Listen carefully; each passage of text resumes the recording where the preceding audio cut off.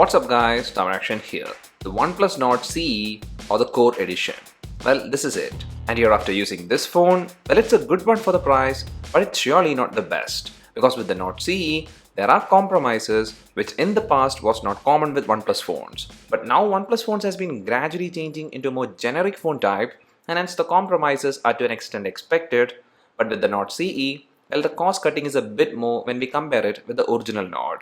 But that said, when we compare the Nord CE with the present competition, well, this phone has some strong points, and that's the reason I said in the beginning that it's a good one for the price, but very importantly, not the best. And here the pricing is less than the original Nord, where the base variant pricing is 23,000 Indian rupees, which will get you 6GB RAM and 128GB storage. And this pricing, it does go up to 28,000 Indian rupees, and for that, the RAM is 12GB and the storage is 256GB. But then the one that will be most preferred is the mid variant, which has 8GB RAM and 128GB storage. Now the variant that we tested is the top variant, and with that the user experience, which is basically the performance and day-to-day task, well, they all work really well. Let it be scrolling through the home screen, browsing through social media apps, sending a text, making a call, taking a photo, or even playing games. Well, there isn't any noticeable lag, and with games, there is not much of a frame drop issue too. And also the phone doesn't get very warm even with 20 to 30 minutes of continuous gaming. So basically the user experience is well covered in the Nord CE with the Snapdragon 750G processor, which is a mid-range processor. Well, this is all because OnePlus does optimize things in a neat manner, and actually that's the best thing with the Nord CE. It's OnePlus's Oxygen OS. It was very similar to stock Android, but now it has changed a bit into a mix of stock as well as Samsung's One UI format. But still, this skin is a neat one. And I hope OnePlus doesn't change at least the software over the course of time. And your security updates are also fairly regular, so in that regard too, the Nord CE is doing well. Now coming back to the user experience, here the RAM used is LPDDR4 RAM and the storage is UFS 2.1, which are both good, and with the variant I am using, there was no RAM management issues. If it's a heavy app, there will be reloading happening, but with normal stuff, 8 to 10 apps does stay open in memory. Now here a aiding factor for this smooth usage is actually the display too. This display is a 6.43-inch Full HD panel, and the best part of this display is that it's an AMOLED panel and it has 90Hz refresh rate.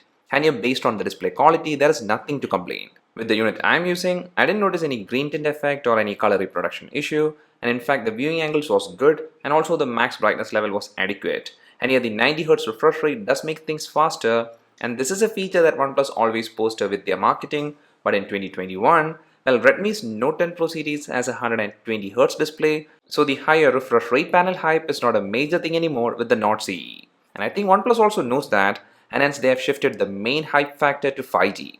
And this marketing is noticeable even in the phone's official name, which is the OnePlus Nord CE 5G.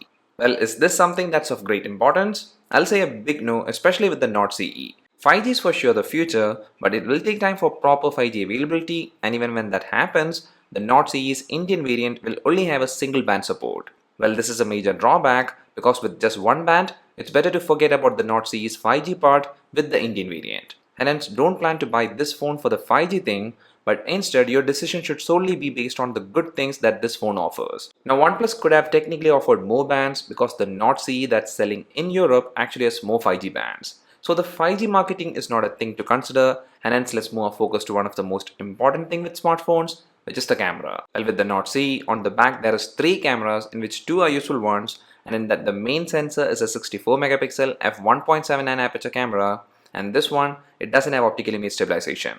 In fact, none of the cameras has optical image stabilization, and here the second camera is a 8 megapixel ultra wide angle camera which has 119 degree field of view and its aperture is f2.25.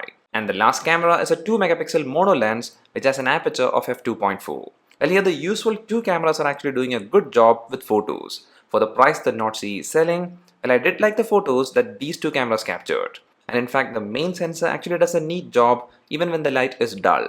Now if it's a proper lit situation, the photos that the main camera captures are sharp and a bit saturated, and even the dynamic range is good. And when we put these photos against any phone selling in this price range, well, the Nord CE does make it to the top 3 in the list. And the ultra-wide shots are also neat looking even though there is more saturation. So when it comes to photos, I am happy with the outcome, and in fact the same is with videos too. Video output in a proper condition is very usable. Max video resolution supported is 4K at 30 fps, and I did record this video in 1080p at 60 fps, and here the output is stable with just electronic image stabilization, and the colors, they look sharp and a bit contrasty. And here a couple of issues that I wish to see fixed is with the exposure, and also at times it does take a bit of time to switch focus. But overall, if it's a good lighting environment and the video is captured with not much movement, the outcome will be really good. So here the back camera of the Nord CE is actually holding well against the competition.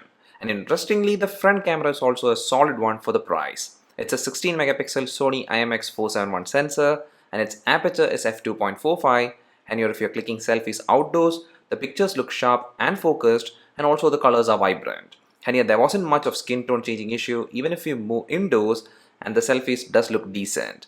The only issue while clicking selfies in artificial lighting is that they become a bit soft. And about the front camera videos, well, the 1080p 60fps videos are pretty decent with not much stabilization issue, and also the overall scene is sharp and the face does stay in focus. So overall about the camera system in the Nord CE, I can easily say it's a good one for a 25,000 Indian rupees phone, but here if we go for the top variant, well then the pricing actually creeps into the Pixel 4a territory, and with the Pixel 4a, the Nord CE surely does fall short. But with the rest, especially with the Galaxy F62 and the Redmi Note 10 Pro Max, well, the Nord CE's camera system is staying strong. Now talking about strong, let's move our focus to the design and the build quality, and here this design is a familiar one.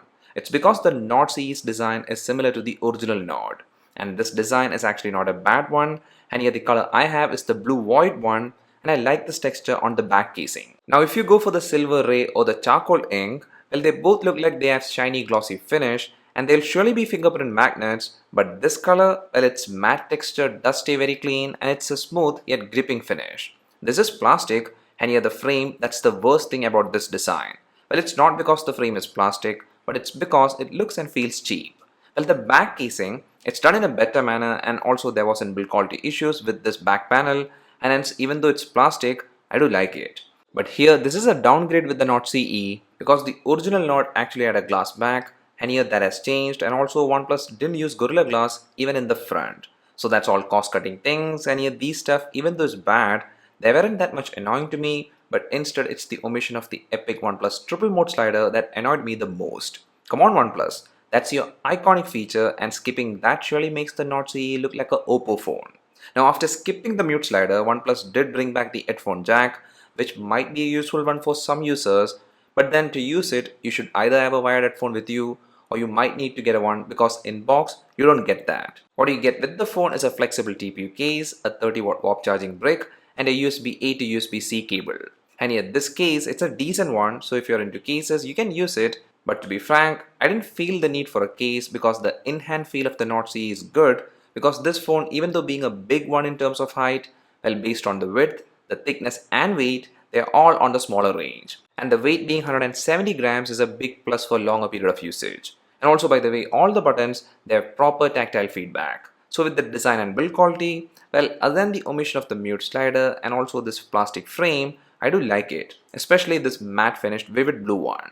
But that said, a thing I feel is very disappointing is the speaker system. Well in 2021, if the phone's pricing is in the 25,000 Indian rupees range, well then they must offer dual speakers. But here with the Nord CE, it's just a single firing bottom speaker, and here even though it's a loud one, the effect is not comparable with phones having dual speakers. But here OnePlus did use a good earpiece, so if you're into making a lot of calls, you'll like it. And another such thing that you will like here is the charging.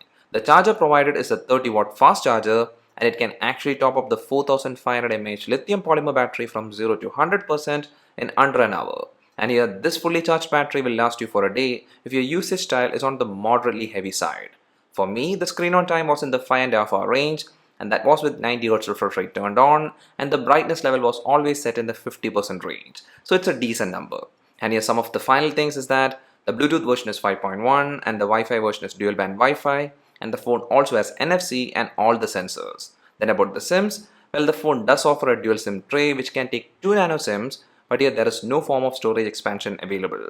And about the unlocking method, well it's Fingerprint Unlock and it's an in-display fingerprint scanner, and this one it actually works only at a decent speed. Now usually OnePlus phones in-display fingerprint scanners are much more fast, so that felt a bit odd, and also I wish the scanner was set a bit more high.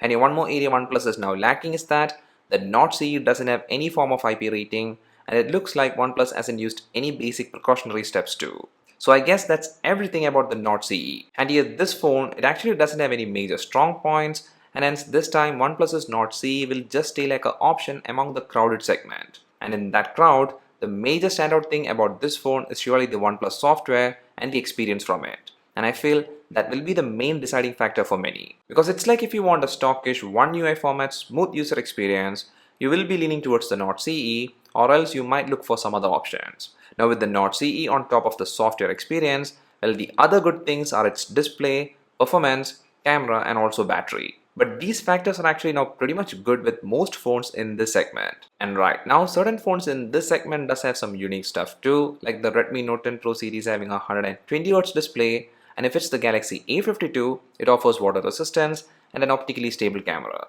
So it's like the competition does have some standout things, which is where the Nord CE looks very neutral. But being neutral is not bad, and on the other hand, it's perfectly fine, and that's what this Nord CE is. That's all for this video guys. Hope you liked it. If so, please don't forget to hit the like button, and also please do subscribe because you won't miss our future contents and it does help the channel a lot. See you again in the next one. Till then, bye.